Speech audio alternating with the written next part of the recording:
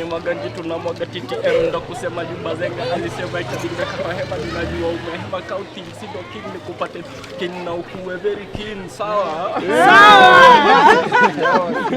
you be very king check yo na mistari mingi zinaeza jaza ndo chini timba juu nimedungia tisho can kill track bula stainia rambo okay pop mali that's the dilly dally tumetoka far tunazidi enda mbali you can't tell us any kusikika niko soni tumekuwa hapa tangu enzi ya zamani so put your caps up put your caps up give me dials ndaku ala WhatsApp every party all you do is turn up party all night till the sun comes up yeah. Hello guys, my name is Grandson. I'm an artist and I'm also an arts teacher. Welcome to Art 360. This is a place where we nurture talents, we identify talents, and we give them the platform to come and showcase what they can do. And those who need some help, we are always here to give them the help, the direction on how to go about it. So basically about Art 360, like you can see around, we do art with the simplest materials which is available locally. Like we try and be different from other art gallery where they specialize in maybe they do paintings on canvases and so on. So here we encourage creativity. Like you can do art out of anything. Like when you look around, most of the pieces we get it from things that maybe were left or abandoned somewhere. Maybe some old pieces of wood, recycled materials like maybe some old shoes. We try and be creative with it. Like you can see there, this young man, he uses charcoal, yeah, and then he uses simple paper to create a piece like that. So that is basically about Art 360. Yeah, we encourage creativity using the simplest material that is available. And then out of that, we try to empower these kids. Maybe some of them are, when we sell the pieces of art, we know they come from a less fortunate background, you know. So when we sell the pieces, it can help them get some food on the table. So we operate here, and sometime when we get some exhibition outside there, we always go there to attend and also to showcase and also challenge ourselves, yeah, from what we can see people doing outside there. So you're welcome to Kibera, welcome, you are free to look around, to see, and perhaps when you have any question, you're free to answer. Let me ask you this question, how long you been doing art? Myself? Yes, you. Okay, I was born an artist, okay. You were born with it? Yeah, I was born with it. Actually. Yeah, so this is a way of giving back, okay. Yeah, I'm trying to open avenues for other upcoming artists. So you're trying to basically mentor the next generation of artists coming out of Kibera? Exactly. Okay, and have some of these paintings, you know, have you like maybe present them in certain art galleries, you know, because art is something that people buy worldwide. Yeah. So have some of these, you know, maybe in a museum or somewhere, you may say, hey, it was featured in this museum or that museum.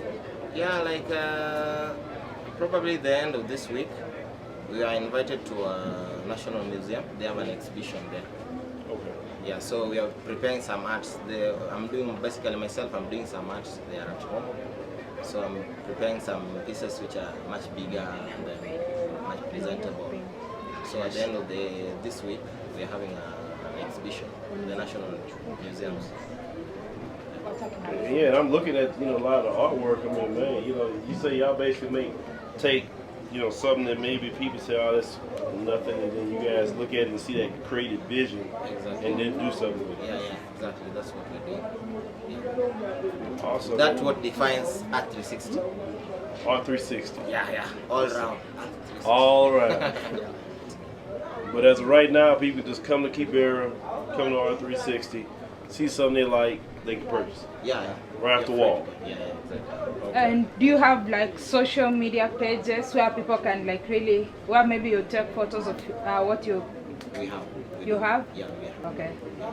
At 360. At 360. At Facebook, it's called at 360. Yeah. Hello guys, I'm Gisore Nyabuti, founder and chairman of Slum Going Green and Clean. So we were born and raised here in Kibera, and we decided to start the initiative because Kibera itself means a forest in the Nubian language. So we decided to come up together and team up because we are jobless and we didn't have anything to do, and many of our youths were losing many youths to crime. So we saw it's better we form something to advocate for also our champions and for the environmental ones. So that's why we decided Slum Going Green and environmental purpose will be the best. And for now we have our office made of 7,850 wine bottles at Bombolulu in Kibera Drive as we go to Langata. And also you see we are using our heads to make the awareness because of the plastics we are making out of it, and we are using our heads as the awareness platform. So check us on Slum Going Green and Clean on Facebook, Instagram and Twitter, and we will really appreciate it. Our vision is to plant 1 billion fruits because we did a research. There is 2,500 species of fruits in Africa and we only know of 5 species. So we are looking forward to incorporate everyone and everyone on board. So thank you and have a nice time. Thank you.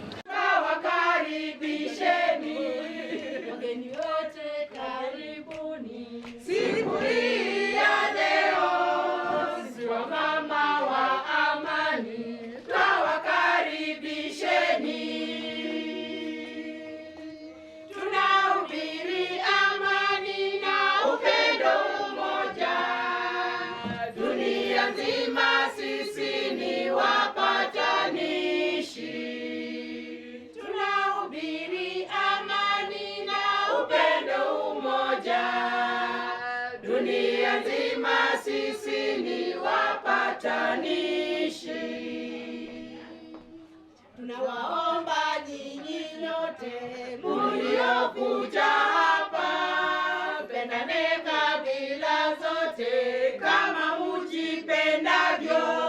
Tunawaomba nyinyi nyote mliokuja hapa, pendane kabila zote kama mjipendavyo.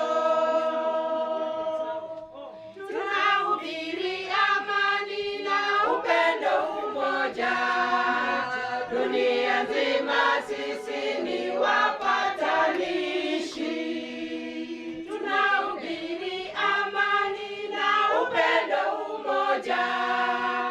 Dunia nzima sisi ni wapatanishi. He came in Kibra in 1958, so he knows the history of Kibra from time memorial. And he's also my friend. I respect him so much.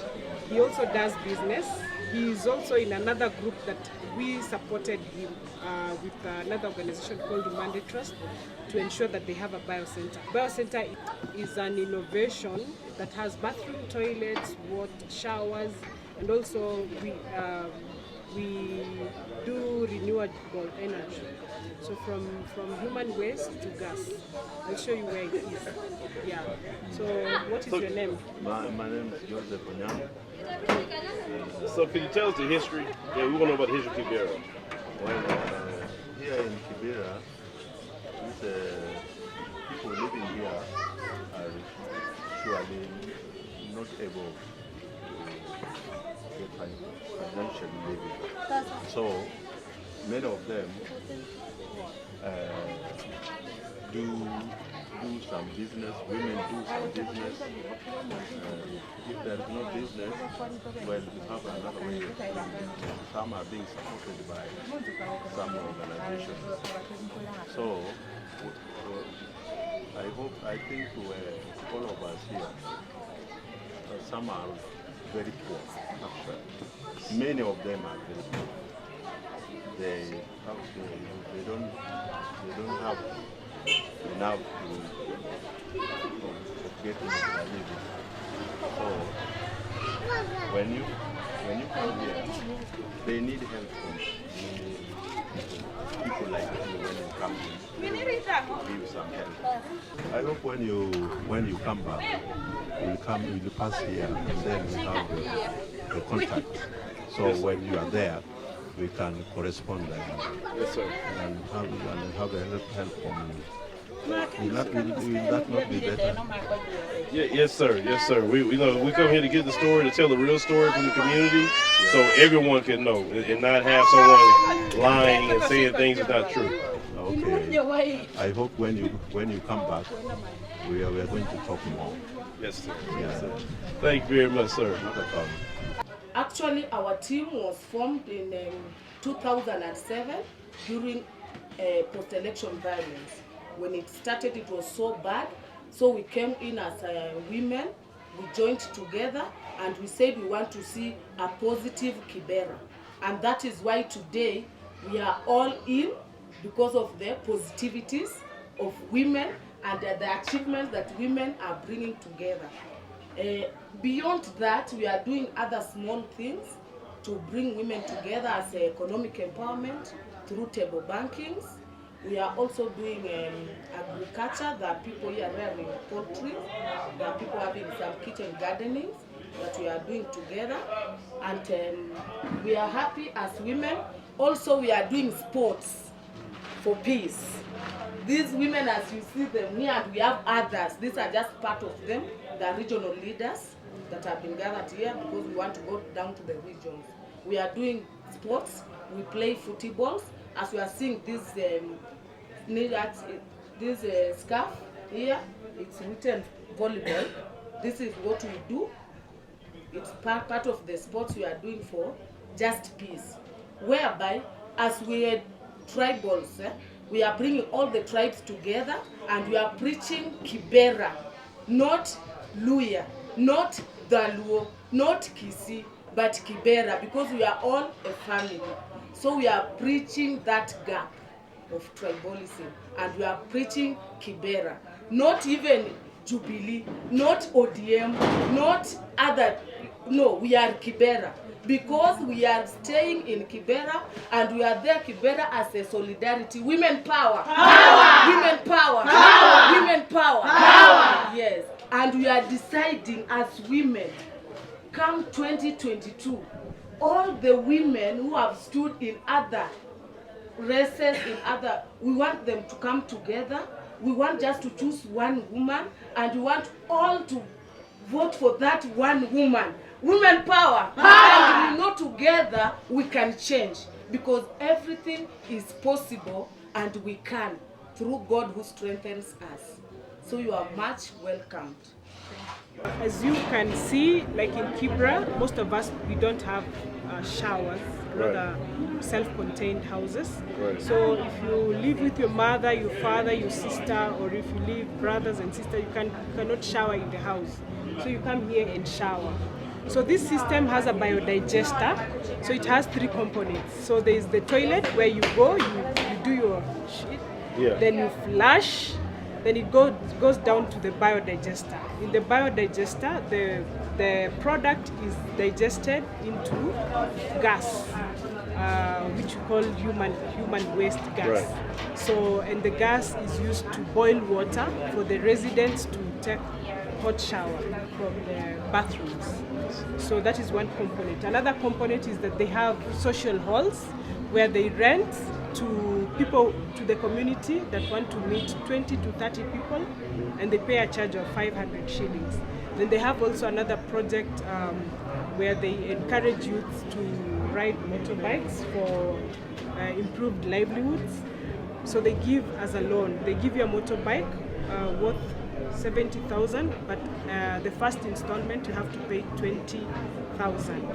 Then as a way of creating employment. Then thereafter, as you get money, you pay little by little. Yeah, so maybe if you can see the gas, because that is what my interest is, how they change the human waste to gas. The normal biogas that we're used to is from the cattle, rather the domestic animals, but this one is from human waste, purely human waste. And this is one way of creating employment because they are self-employed. A total sell. Each visit, if you want to get in, you pay 5 shillings and 10 shillings for shower.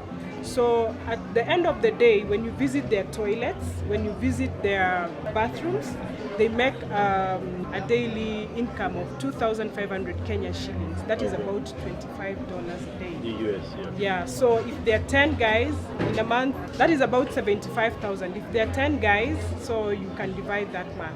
So it is also creating and also reducing the crime in Kibera. So that is why these are those projects that have really helped us to secure our young men employment and also to reduce the crime rates in Kibera. Okay. Yes. So prior to me coming to Kenya, I heard about Kibera. And a lot of people, when I saw online, they say, oh, this is the biggest slum in Africa. You don't want to go over there. They said they had nasty water, crime, disease. You don't want to be there. We'll say, you know what, wait a minute. That's our people. We need to go see them inside the community. So that's what we're going to do today. We'll take a tour of Kibera. Come on with us. Women power. Power. Women power. Power. Women power. Power. As women, we are doing women for women. So we are just happy with our sister Mora, who has brought you all in. And this is Kibera Women for Peace and Fairness group, led by our mom, Jen Anyango. And in Kibera is a place that has been known for the negativity, but we are in for positivities. As women of Kibera Peace and Fairness, as we've gotten us today here, we've been gathering this day, yes, from yesterday, today, because of our politics that are ongoing, we are preaching peace before and after election. You say your names and then Jen will come and introduce what you do here, because I think it's a very nice organization that helps the girl child. Because there's a study that was done, actually it is correct, but they exaggerated the number that 90% of the women, or rather the girls living in the slums, they sell sex for sanitary towels. So this is the first organization that I've seen that they do handmade sanitary towels and also source from outside to help these girls that they say that they sell themselves for sanitary towels. It was a sad story that was done by CNN? Yeah, BBC? BBC. Yeah. So, but they exaggerated the numbers, not 99% of women under 17, but a few. We can say, we don't have statistics, but we can say at least a few. So Jen is the director here, I don't know. So you can come and say hello. Hi everyone, I'm Jen Anyango, I'm the founding director of Polycom Development Project, working with adolescent girls. We work in 50 schools. We also work with women, and so we are promoting positive ethnicity among the women. You know, in Kenya we have a lot of divisions, so we're trying to bring people together to appreciate the diversity that we have, as opposed to looking at it negatively. So with the girls, we are promoting self-appreciation and worthiness. Our slogan is Jipende. Jipende is a Kiswahili word for love yourself. So everything we are doing, we are trying to get the girls to learn to love and appreciate themselves, so that they don't allow people to take advantage of them. Yeah. That was quick. That's a question for you. I'm sorry about that. Just some questions I have for you. You know, you say that they're selling themselves for sanitary towels. So just for the American audience, so they can just understand it when they're watching. When you consider, say, sanitary towels, are you talking about, you know, feminine products? Or are you talking about toilet paper? What are you talking about? We are talking about, you know, the sanitary towels, the pads, the feminine products. So what happens is that, you know, there's very high poverty in Kibera, and many people, you know, most parents have their priorities. So mostly buying pads is not one of them. And, you know, these are simple biological processes that must just take place. So girls find their own ways of survival, and among them is just trying to sell sex so that they're able to get their sanitary pads. So, in your organization, you know, how many, you know, packages like this that you give out a month? In a month, we give up to 750 pads. Yeah. Okay, so your operation, like, I know it's costing money. Mm-hmm. So how much are you normally having to, you know, put in or receive donations for to make sure this, you know, can be produced every month? So the machine itself and the materials were donations from a well-wisher from Australia. but we need money to facilitate the women who are working in the department. So every month we are working with 5 women, and every month we pay them 350 shillings every month, and with that we are able to spend as much as, is it around 20 to 30,000 shillings every month for the production. So if people like see this and they say, I would love to give to them, or donate online, are you connected online? Yes, we are connected online. We have a website. We have polycomgirls.or.ke. So if anyone is able to go on that site, then they are able to get a donate button and can be able to donate for us. We also on Facebook, we have Polycom Development Project. So if you go to Polycom Development Project and like our page, you can still donate money for us. Yeah. Okay, so the person in Australia, you say Australia is sending, funds here to help out in Kibera, correct? Yes, we have an Australian lady who has been funding the project here in Kibera. Okay, and thank you. I'm glad to know this, because this information it should be a lot more people to come to help. Thank you so much. We are welcome, everyone. But we also have our wonderful girls around. They work very hard to make sure that the project is sustained. In fact, they volunteer, the mentors, when they have their free time, they are able to work here. They talk to well-wishers as well. So it doesn't have to be the big money that people are looking for. The least, $10, $5 can make a difference. Okay, so now we're going to see the process of how it's done. And, this is, guys, you have to remember, this is something that these people working very hard to do this just for the young ladies in the community. Okay, thank you so much. So this is our mini factory. We have the wood pulp. And so this is it. So it's cut into pieces, and then we grind it, and it becomes very fine from cotton. So that is our main material. And then we have the tissue, which is a thick tissue. And then we have this is what? Polyethylene film. And then we also have the polyethylene film, which is the leak-proof material. And then we have the tissue. And we also have the nanoven. Oh, it's not here. We have the nanoven as well, which makes someone feel dry throughout. So, okay, this is a portion of if once grinded the wood pulp, this is what we get. And then, so this is how we cut them and group them into 50s. Sorry, I'm touching them. They're not supposed to be touched. So we group them into 50s. And then, so she's our main girl when it comes to cutting and making sure everything is okay. Please just mention your name. I'm Christina Kumo. I'm working with Polycom. Okay, and then we come in. So this is where we do the grinding. And then we get this. And then after that, now these are, this is almost ready.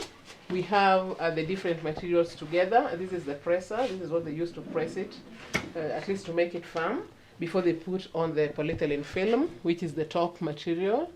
And then after that, when they're ready, then they're brought here for sealing. So this is ready for sealing. Maybe you can show us, because we try to observe hygiene as much as possible. So we don't touch them, just pick one and be able to show us how it is. Yeah, so this is so after the leak-proof material, which is on top, we have it's put inside the nanoven, and then it is actually sealed. And the machine can also cut it. So she'll be able to demonstrate that. And so we are supposed to be having 5 women working here. We're supposed to be having at least 5 women working here. And then after that, they are packaged into, in tents. So 10 pads are put in one packet. And this is what we give the girls in school. So in every school we give emergency pads. As much as we're giving the girls the pads directly, we also give emergency pads, meaning there must be pads in the office in case of emergencies. Okay. And then back here is just, you put the finished products? Yeah, so this is where we put the finished products. So once they have produced everything, and then we have been able to count as much as, the amount that they have produced in a day, then we put the thing, we stock them here. Right now, we're preparing ourselves for a big event on the 1st of November, a big one, over 750 adolescent girls, and we are going to give them the pads. And then these are the small materials from the waste, so they use them to make pillows. So nothing is wasted. Awesome, awesome. So this is how they seal them.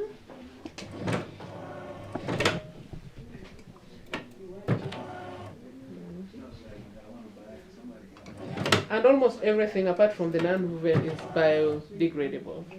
So they are very much environment friendly.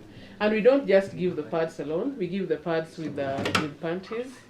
So at the beginning of every term, we give a few panties for the girls. Because what you know is that, pads can never be used without panties. So how is this changing the lives of the girls of Kibera? The first thing, the most important one is that it improves their confidence. Because if you're sure that you're never soiling your dress, then you're comfortable in class. You're just peaceful everywhere. So that is the most important thing. Because if someone is confident, then they overcome so much. Another thing is that, they go to school without fear. And then hygienically, they're guaranteed of their hygiene. What we've noticed again is that so many girls have a lot of infections. And they don't never talk about their infections. Talking about sex is a taboo in this country. Yeah. People don't have sex, yeah? So the girls are so scared about talking about the infections in their private parts because they are judged very easily. So with this, we are sure that they are safe, they are very comfortable, it's healthy, and it's also breaking that barrier, the conversation barrier. People can start conversing about the private part, which is not very common. And it also keeps girls in schools. Yeah. A confident girl would like to be in school, they're comfortable in school, they're doing everything without fear. In fact, some very interesting success story is that we had some big music festival last time, organized by our late Member of Parliament. And we decided to go and we organized a display tent. And what we noticed is that this is a need whenever we're having activities for the girls, because those emergencies are there. And girls will act very confidently when they have their pads on, or if they are sure that they are going to access the pads. Because, the teachers or if people will judge them for not performing to the latter. But they don't know what is happening in their bodies. The moment they sense that their periods are on and the pads are not there, then they can't perform. They can't dance, they can't participate in sports. At the end of the day, they can't tell people it's because of my periods. They end up being punished for it. Well, just from what I'm seeing, just as a father, and I can, oh my God. As a Kenyan father, they can't buy their children sanitary pads in as much as they will be in the store doing normal household shopping. So very few will do that. And actually, most fathers, because mostly they are the ones who do shopping, household shopping, they will not include that in their budget. And that is why, as daughters or as women, we cannot talk to our fathers about our periods. It's a taboo. So we end up doing suffering. We end up suffering because we can't talk about periods, and we cannot help ourselves because we don't have money to buy sanitary towels. So for me, actually, I thank this project because it has really kept the women, the young girls at school, and the issue of maybe exchanging their bodies to get such cheap stuff like sanitary towels is going down. Yeah, so I hope that she can reach more girls because right now she's reaching 750 girls a month. So I hope that she can reach up to 3,000, 4,000 as time goes by. So she's doing a good job. And actually, that also tells you that she's promoting talents of these young girls. Because when you're confident and we have maybe music, you're very good at singing, and oops, your period is on and you're like, it's gonna go down. So you're like, you panic and you can't perform. But when you know that you have sanitary towels and you can access it easily, any girl can just come, pop in and pick a pad and go. No one asks for money. So I think she's doing a great job. Yes. And in fact, the girls are encouraged to, like the teachers, the schools, they know that if a girl goes and asks for permission to come to Polycom, you don't delay. Like, I'd like to go to Polycom, it's like just go. So it's promoting a lot of, a lot of opportunities for girls to be able to share about their problems.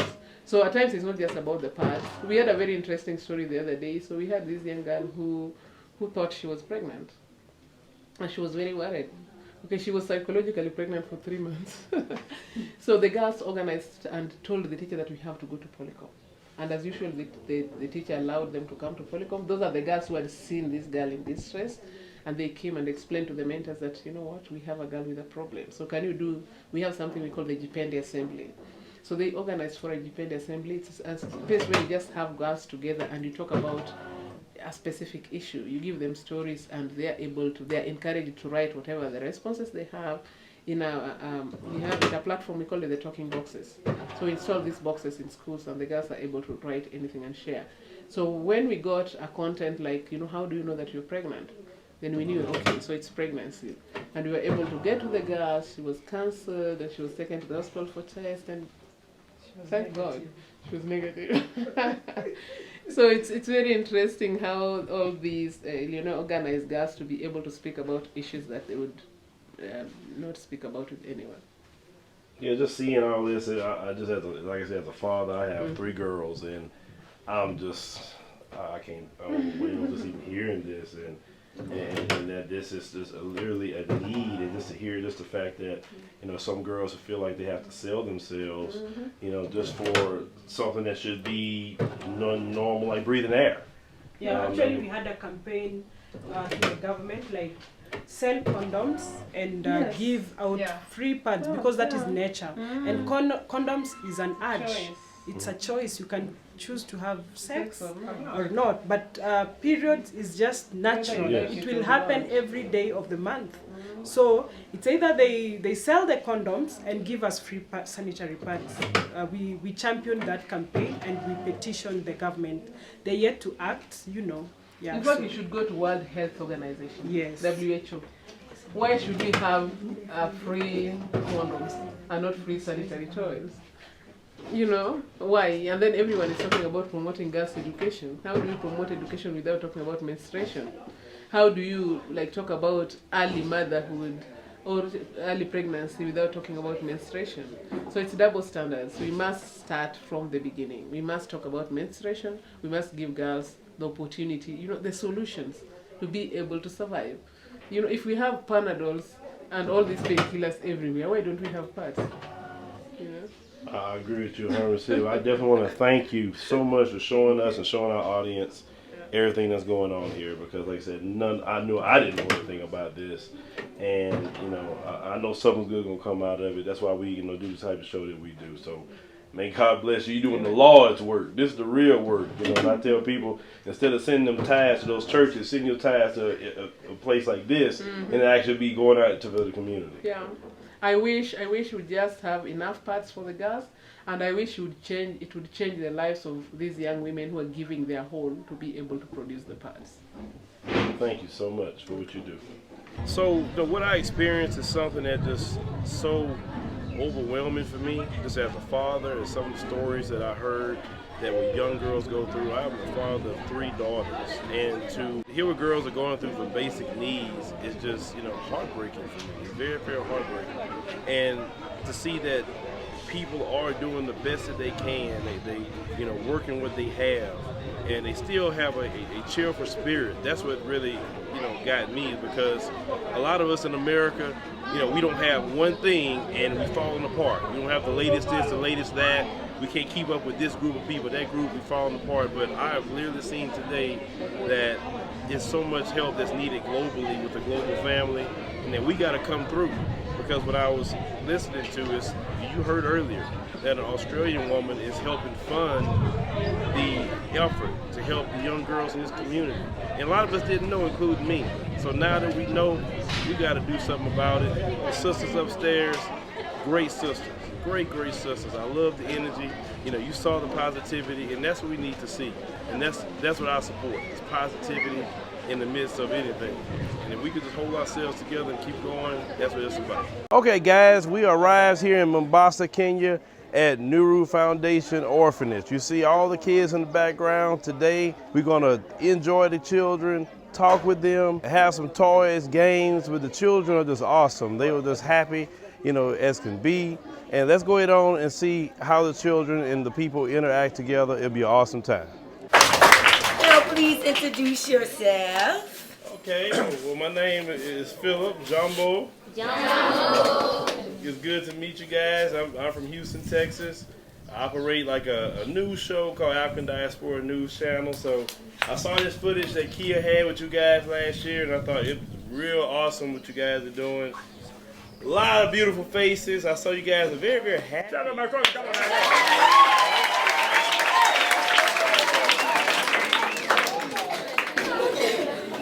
So this is the part of the trip that I'm looking forward to the most, come to see you guys, and it's just a great thing. It's a beautiful thing. Next time I come back, I'm going to bring my kids. Okay, ladies and gentlemen, we're here with Pastor Jeremiah here. Now, he runs the orphanage. And Pastor, how long have you been running this orphanage? 5 years. 5 years. 5 Okay, years. so what got you to say in your heart, you know what, I need to help the children in Mombasa? I have a heart to help, and when I'm ministering to the church, I could see many children in streets, and when I did the investigation, I found orphans and vulnerable children. So I wished to help the ones I can support. So that's how I started home 5 years ago. So you feel that it was the work and the calling of God to help these children? Yes. Actually, it's a call because I did not start the home because I had money or I had some things to help. I only started with whatever little I have. The food, I started with 8 children. And the food that I have for my family is the one we could share. Now we have 86 orphans, 24/7 in our Nuru Foundation home. And we have vulnerable children who comes to school, they get to study, they go home. Yeah. So what are the needs, for the children, because you operate the orphanage daily, what are the needs that maybe, that people may not know about that you can let people know? Okay, the needs actually, when children, when we get them, they don't have clothes, and they need more about health support, because many of them, we find they have some illness. Okay. And we need more, if anyone wish, maybe to support on side of education, because we have primary and we have secondary school. So we need more support because we are not able to manage to pay our staffs. Many times we run the school with a big amount of arrears. Yeah. So you get no government help? No government help. No government help. That I can say, no government help. No government help. Okay, so the pastor does not receive government help, so any donations that come in, we will have the information where you can give directly to the pastor, and it goes directly to their accounts, and he'll have it, and he knows the needs of these children. Now, Pastor, on top of, you say you do a primary school, secondary school, what are the ages of the children that comes to this orphanage? The ages of children? Yes. They are between 3.5 years to 18 years. 3.5 years to 18 years. All the children that came in, I mean, or some of them get adopted, or they go, just on their own? How does it work? Since we started the home, nobody has adopted a child. So all the children are inside. They are here 24/7. Nobody was that much serious of the issues of adopting. Yeah, they are here 24/7. Okay, this is their home. Okay, well, Pastor, we definitely thank you for talking to us today. We know you're doing the work of the Lord. We know who you are, and may God bless you for all what you're doing for the children. Thank you. I really appreciate. I really appreciate, as a director of Nuru Foundation, I really appreciate your visit. I thank you guys for your concern towards the kids. I can see they are playing now. They are happy of many balls. They didn't have enough balls, so I see they have many balls. I've seen drinks, and they really appreciate.